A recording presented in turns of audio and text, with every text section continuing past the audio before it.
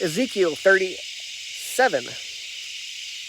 The hand of the Lord was on me, and he brought me out by his Spirit and set me down in the middle of the valley. It was full of bones.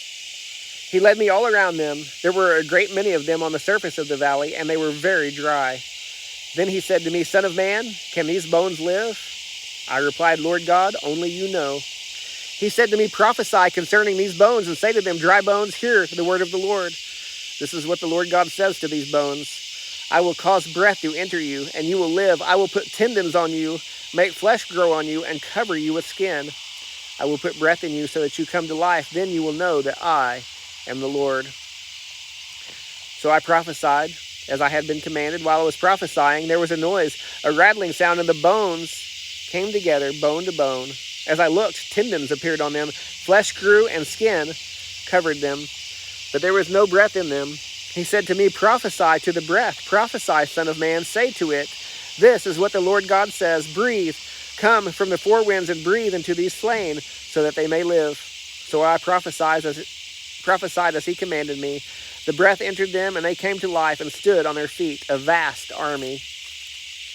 Then he said to me, Son of man, these bones are the whole house of Israel. Look how they say, Our bones are dried up, and our hope has perished. We are cut off.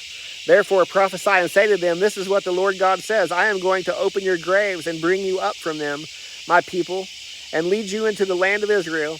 You will know that I am the Lord, my people, when I open your graves and bring you up from them. I will put my spirit in you, and you will live, and I will settle you in your own land. Then you will know that I am the Lord. I have spoken, and I will do it.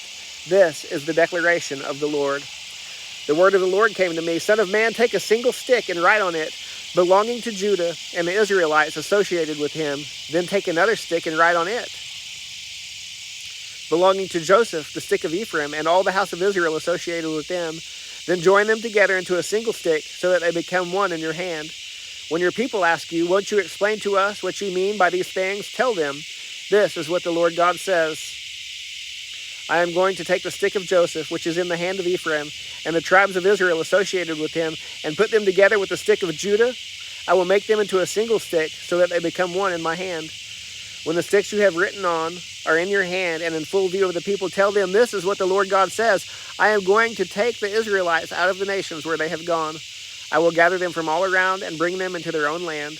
I will make them one nation in the land, on the mountains of Israel, and one king will rule over all of them. They will no longer be two nations. They will no longer be divided into two kingdoms. They will not defile themselves any more with their idols, their abhorrent things, and all their transgressions. I will save them from all their apostasies, by which they sinned. I will cleanse them. They will be my people, and I will be their God. My servant David will be king over them, and there will be one shepherd for all of them. They will follow my ordinances and keep my statutes and obey them. They will live in the land that I gave to my servant Jacob, where your fathers lived. They will live in it forever with their children and grandchildren, and my servant David will be their prince forever. I will make a covenant of peace with them. It will be a permanent covenant with them. I will establish and multiply them, and will set my sanctuary among them forever. My dwelling place will be with them. I will be their God, and they will be my people. When my sanctuary is among them forever, the nations will know that I, the Lord, sanctify Israel.